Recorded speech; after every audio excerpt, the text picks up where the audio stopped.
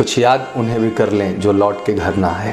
ये Indian army ही नहीं बल्कि हम सब के लिए, पूरे भारत के लिए कभी ना भरने वाला घाव है। वो कहते हैं ना कि वीर कभी मरते नहीं, वो हमारे दिलों में हमेशा जिंदा रहते हैं। और सीडीएस जनरल बिपिन रावत भी हमारे दिलों में हमेशा मौजूद रहेंगे। ये वीडियो हम सब की तरफ से उनके लिए एक अश्रुपूर्ण श्रद्धांजलि है। जनरल बिपिन रावत का जन्म पौड़ी उत्तराखंड में 16 मार्च 1958 को एक हिंदू परिवार में हुआ था। उनके खून में ही देशभक्ति और कर्तव्य निष्ठा भरी थी। पीढ़ियों से चली आ रही भारतीय सेना से जुड़ने की परंपरा को बिपिन रावत ने भी चरितार्थ किया। उनके पिता लक्ष्मण सिंह रावत पौड़ी गढ़वाल जिले के सैंज गांव से लेफ्टिनेंट जनरल के पद से सेवानिवृत्त हुए। उनकी मां उत्तरकाशी जिले से थी। मां और पिता से मिले संस्कार और आशीर्वाद से उन्होंने जीवन में नित नई ऊंचाइयों को छुआ। जनरल रावत ने देहरादून के कैम्ब्रियन हॉल स्कूल और सेंट एडवर्ड स्कूल शिमला में पढ़ाई की। इसके बाद उन्होंने राष्ट्रीय रक्षा अकादमी खड़गवासला से ट्रेनिंग ली। उन्हें दिसंबर 1978 में भारतीय सैन्य अकादमी देहरादून से 11 गोरखा राइफल की 5वीं बटालियन में कमीशन किया गया था, जहां उन्हें स्वॉर्ड ऑफ ऑनर से भी सम्मानित किया गया था। जनरल रावत ने Defence Services Staff College DSSC Wellington और United State of army command के हायर कमांड कोर्सेज और फोर्ट लेवनवर्थ कंसांस में जनरल स्टाफ कॉलेज से भी स्नातक किया था।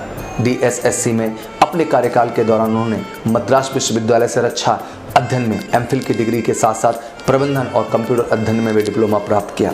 2011 में उन्हें सैन्य मीडिया रणनीतिक अध्ययन पर उनके शोध के लिए CCS विश्वविद्यालय मेरठ द्वारा डॉक्टरेट की मानद उपाधि से सम्मानित किया गया। जनरल रावत को 16 दिसंबर 1978 को 11 गोरखा राइफल्स की 5वीं बटालियन में कमीशन किया गया था, जो उनके पिता की ही बटालियन थी।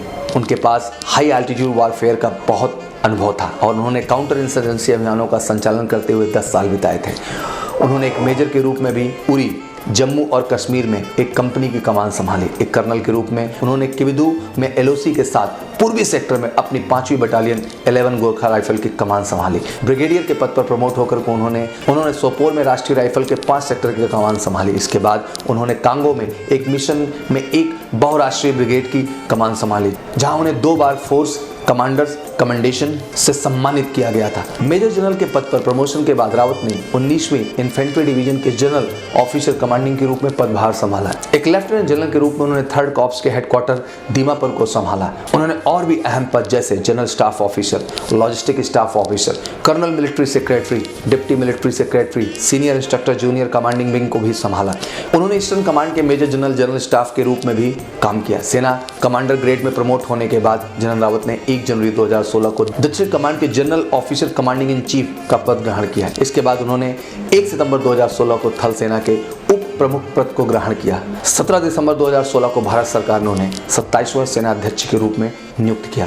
फील्ड मार्शल सैम मानेकशॉ और जनरल दलबीर सिंह सुहाग के बाद वो गोरखा ब्रिगेड के थल सेना अध्यक्ष बनने वाले तीसरे अधिकारी थे। उन्होंने भारतीय सेना के चीफ ऑफ स्टाफ कमेटी के 57 और अंतिम अध्यक्ष के रूप में भी कार्य किया।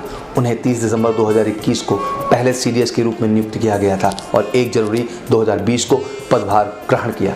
Defence Services Staff college Wellington उच्च कमान और नेशनल डिफेंस कॉलेजेस कोर्स के एलुमनाई रहे जनरल रावत ने 38 वर्षों से अधिक देश की सेवा की। इसके दौरान उन्हें UYSM, ABSM, YSM, SM, BSM, COS, operation पराक्रम मेडल, विदेश सेवा मेडल, आर्मी कमांडर कमांडेशन जैसे विशिष्ट सेवा मेडल और बैजेज को अपना बनाया था। जनरल रावत ने फोर्ट लेवनवर्थ कंसांस US के commandant general staff college CGAC पाठ्यक्रम में भी भाग लिया, जो अपने आप में एक सर्वोच्च सम्मान है। और कल ही वेलिंगटन जाते हुए हेलीकॉप्टर क्रैश होने की वजह से जनरल रावत, उनकी धर्मपत्नी मधुलिका रावत, कुछ अन्य ऑफिसर्स का देहांत हो गया। पूरे देश के लिए शोक की घड़ी है। मेजर कलसी क्लासेस परिवार जनरल बिपिन रावत और सभी शहीद हुए ऑफिसर्स और सोल्जर्स के परिवार के साथ है।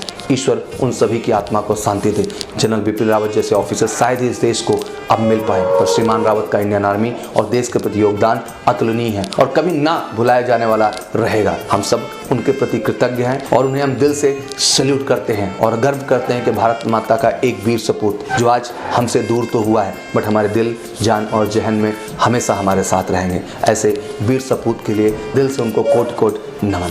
जय हिंद।